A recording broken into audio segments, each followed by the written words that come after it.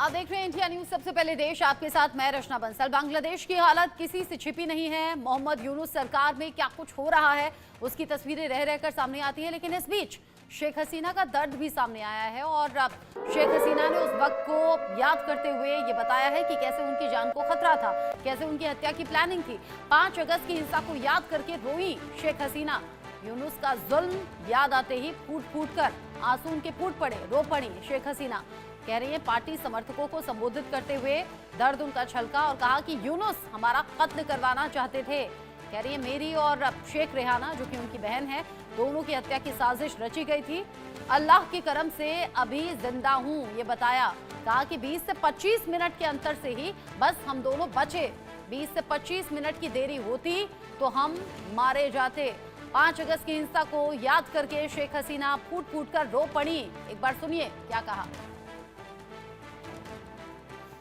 মাত্র 20-25 মিনিটের একটা ব্যবধানে আমরা মৃত্যুর হাত থেকে রক্ষা পেয়েছি। আমার শুধু এটাই মনে হয় যে 21 আগস্টের হত্যাকাণ্ডের থেকে বেঁচে যাওয়া বা কটিরপাড়া ওই বিশাল বোমের হাত থেকে বেঁচে যাওয়া, আবার এই 5ই আগস্ট এই বেঁচে যাওয়ার পিছনে নিশ্চয়ই আল্লাহর কোনো একটা ইচ্ছা আছে, আল্লাহর কোনো হাত আছে। নইলে এবারে তো বেঁচে যাওয়ার কথা না। তারা যেভাবে প্ল্যান করেছিল আমাকে হত্যা করার, সেটা আপনারা পরবর্তীতে দেখেছেন। তবুও এটা বোধহয় আল্লাহরই একটা রহমত। জানি না আল্লাহ আমাকে দিয়ে আরো কিছু কাজ করাতে চান বলেই বোধহয় আমি এখনো বেঁচে আছি। যদিও আমার কষ্ট হচ্ছে, আমি আমার দেশ ছাড়া, ঘর ছাড়া সবকিছু জ্বালিয়ে পুড়ে দিয়েছে। हसीना अपनी बात कहते कहते फूट फूट कर रो पड़ी और ये बताते हुए कि किस तरीके से उन्हें मरवाने की साजिश थी, उनकी हत्या की साजिश थी। शेख हसीना और शेख रेहाना की हत्या की साजिश थी। शेख हसीना अपने कार्यकर्ताओं को, यानी कि पार्टी कार्यकर्ताओं को संबोधित करते हुए ये बातें बताते हुए रो पड़ी।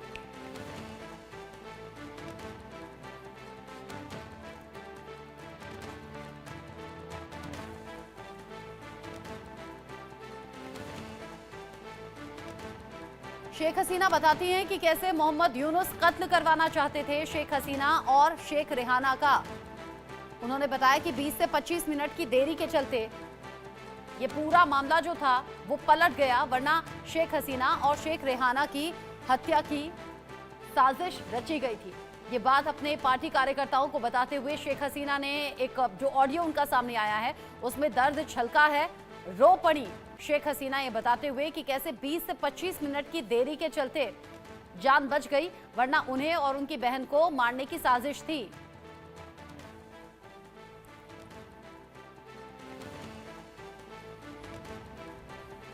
इस खबर को लेकर रैनिक दत्ता ज्यादा अपडेट के साथ जुड़ गए हैं, इंडिया न्यूज संवाददाता मेरे साथ में। रैनिक, शेख हसीना की जान को खतरा था, शेख हसीना को इसीलिए सेना ने कहा देश छोड़कर चली जाइए, लेकिन ये तो बड़ा चौंकाने वाला खुलासा है। अगर शेख हसीना के आरोपों में वाकई सच्चाई है, मोहम्मद यूनुस क्या हत्या की साजिश भी रच सकते हैं? देखिए, शेख हसीना का यह बयान सुन के तो यही लगता है कि मोहम्मद यूनुस की तरफ से जो हत्या के साजिश भी रचा गया था, क्योंकि शेख हसीना की तरफ से जो बयान दिया गया है उसमें 2 पार्ट में अगर गौर किया जाए तो पहला तो शेख हसीना की तरफ से कहा जा रहा था कि 20 से 25 मिनट के हेरफेर से उनका जान बची है, क्योंकि जिस तरीके से मॉब इकट्ठा हुआ था 5 अगस्त में, जिस तरीके से मॉब इकट्ठा होकर ढाका यूनिवर्सिटी से लेकर जो प्रधानमंत्री का आवास है उस जगह तक जिस तरीके से मॉब जा रहा था, और इस मॉब की तरफ से जिस तरीके से एक हमला चलाया गया था, बांग्लादेश पे का तस्वीर जो सामने आ रहा था 5 अगस्त को, वो देख के एकदम ही साफ लग रहा है कि शेख हसीना का ये बयान सच है। और शेख हसीना की तरफ से एकदम स्पष्ट कहा जा रहा है कि अगर 20 से 25 मिनट लेट होता तो शेख हसीना को भी मार दिया जाता, शेख हसीना और शेख हसीना का जो बहन उनको मार दिया जाता। और 5 अगस्त का अगर बात किया जाए तो 5 अगस्त में जो तस्वीर सामने आया था उसमें भी दिखा गया था कि शेख हसीना